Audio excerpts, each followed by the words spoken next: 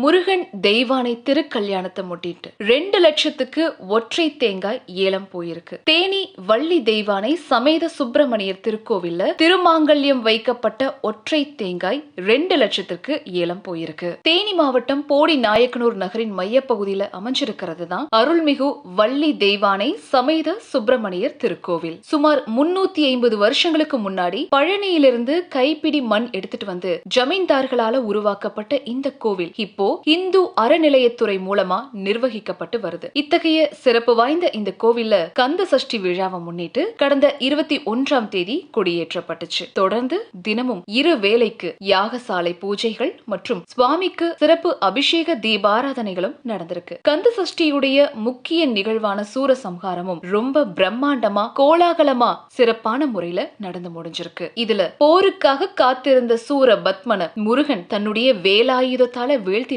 இந்த நிகழ்வுல திரளான பக்தர்கள் கலந்துகிட்டு சுவாமி தரிசனம் செய்தாங்க. இந்த நிலையில விழாவுடைய இறுதி நாளான அக்டோபர் 28ஆம் தேதி காலையில சுமார் 6 மணி அளவுல கணபதி ஹோமம் தொடங்கப்பட்டு முருகப்பெருமானுக்கும் தெய்வானைக்கும் திருக்கல்யாண வைபோகம் ஆரம்பிச்சது. இதுல திருமணத்திற்குரிய அத்தனை சடங்குகளும் முறையா செய்யப்பட்டு சிறப்பு பூஜை நடத்தப்பட்டுச்சு. தொடர்ந்து முருகன் வள்ளி தெய்வானை திருக்கல்யாணம் ரொம்ப சிறப்பான முறையில நடந்திருக்கு. இதுல ஆயிரக்கணக்கான முருக பக்தர்கள் கலந்துகிட்டு அரோகரா கோஷத்தோட சுவாமி தரிசனம் செஞ்சாங்க.